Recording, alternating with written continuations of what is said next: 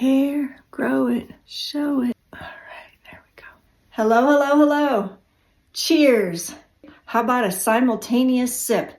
Everybody ready, go.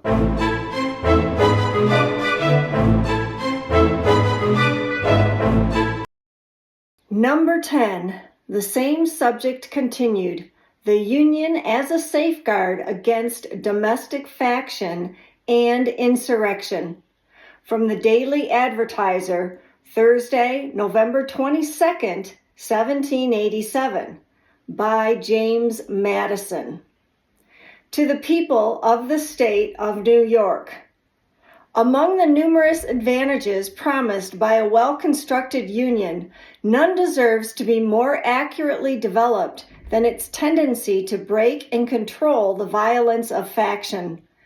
The friend of popular governments never finds himself so much alarmed for their character and fate as when he contemplates their propensity to this dangerous vice. He will not fail, therefore, to set a due value on any plan which, without violating the principles to which he is attached, provides a proper cure for it.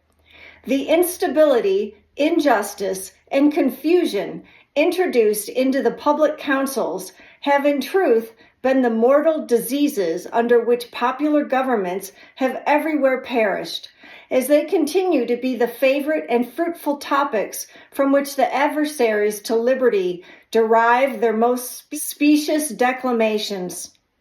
The valuable improvements made by the American constitutions on the popular models, both ancient and modern, cannot certainly be too much admired, but it would be an unwarrantable partiality to contend that they have as effectually obviated the danger on this side, as was wished and expected. Complaints are everywhere heard from our most considerate and virtuous citizens, equally the friends of public and private faith, and of public and personal liberty, that our governments are too unstable, that the public good is disregarded in the conflicts of rival parties, and that measures are too often decided not according to the rules of justice and the rights of the minor party, but by the superior force of an interested and overbearing majority. However anxiously we may wish that these complaints had no foundation, the evidence of known facts will not permit us to deny that they are in some degree true.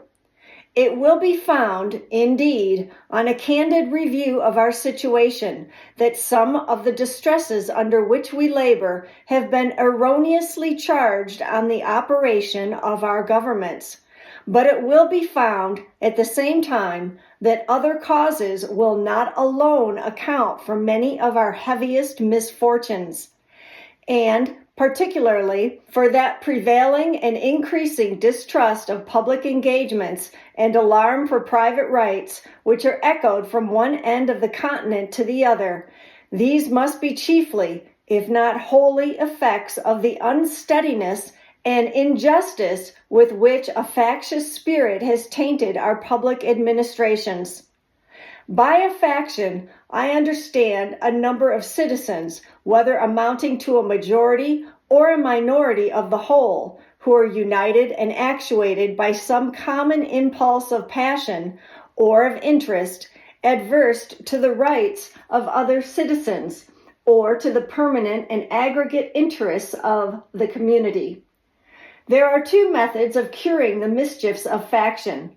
The one by removing its causes, the other by controlling its effects.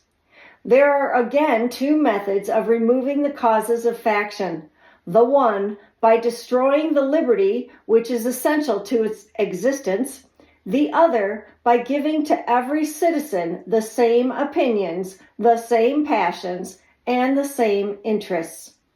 It could never be more truly said than of the first remedy, that it was worse than the disease. Liberty is to faction what air is to fire, an element without which it instantly expires, but it could not be less folly to abolish liberty, which is essential to political life, because it nourishes faction, than it would be to wish the annihilation of air, which is essential to animal life because it imparts to fire its destructive agency. The second expedient is as impracticable as the first would be unwise. As long as the reason of man continues fallible and he is at liberty to exercise it, different opinions will be formed. As long as the connection subsists between his reason and his self-love, his opinions and his passions will have a reciprocal influence on each other, and the former will be objects to which the latter will attach themselves. The diversity in the faculties of men, from which the rights of property originate, is not less an insuperable obstacle to a uniformity of interests. The protection of these faculties is the first object of government. From the protection of different and unequal faculties of acquiring property, the possession of different degrees and kinds of property immediately results. And from the influence of these on the sentiments and views of the respective proprietors ensues a division of the society into different interests and parties. The latent causes of faction are thus sown in the nature of man, and we see them everywhere brought into different degrees of activity according to the different circumstances of civil society. A zeal for different opinions concerning religion, concerning government, and many other points, as well of speculation as of practice, an attachment to different leaders ambitiously contending for preeminence and power, or to persons of other descriptions whose fortunes have been interesting to the human passions, have, in turn, divided mankind into parties, inflamed them with mutual animosity, and rendered them much more disposed to vex and oppress each other than to cooperate for their common good. So strong is this propensity of mankind to fall into mutual animosities that where no substantial occasion presents itself, the most frivolous and fanciful distinctions have been sufficient to kindle their unfriendly passions and excite their most violent conflicts. But the most common and durable source of factions has been the various and unequal distribution of property. Those who hold and those who are without property have ever formed distinct interests in society. Those who are creditors and those who are debtors fall under a like discrimination. A landed interest, a manufacturing interest, a mercantile interest, a moneyed interest, with many lesser interests, grow up of necessity in civilized nations and divide them into different classes, actuated by different sentiments and views. The regulation of these various and interfering interests forms the principal task of modern legislation and involves the spirit of party and faction in the necessary and ordinary operations of the government. First coffee.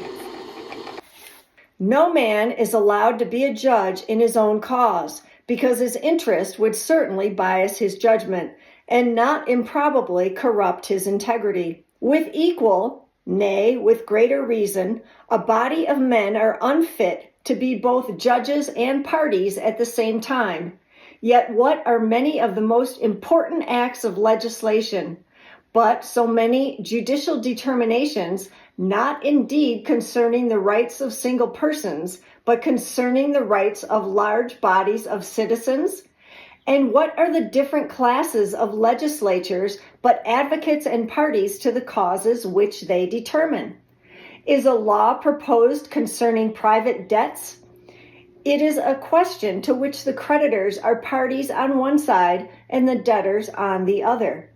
Justice ought to hold the balance between them, yet the parties are and must be themselves the judges. And the most numerous party, or in other words, the most powerful faction, must be expected to prevail. Shall domestic manufactures be encouraged, and in what degree by restrictions on foreign manufactures? are questions which would be differently decided by the landed and the manufacturing classes, and probably by neither with a sole regard to justice and the public good. The apportionment of taxes on the various descriptions of property is an act which seems to require the most exact impartiality. Yet there is, perhaps, no legislative act in which greater opportunity and temptation are given to a predominant party to trample on the rules of justice. Every shilling with which they overburden the inferior number is a shilling saved to their own pockets. It is in vain to say that enlightened statesmen will be able to adjust these clashing interests and render them all subservient to the public good. Enlightened statesmen will not always be at the helm, nor in many cases can such an adjustment be made at all without taking into view indirect and remote considerations, which will rarely prevail over the immediate interest which one party may find in disregarding the rights of another or the good of the whole. Part 1. Join me tomorrow for Part 2 of the Federalist Papers No. 10. All right. Part 2 coming right up. Whoa, whoa, whoa.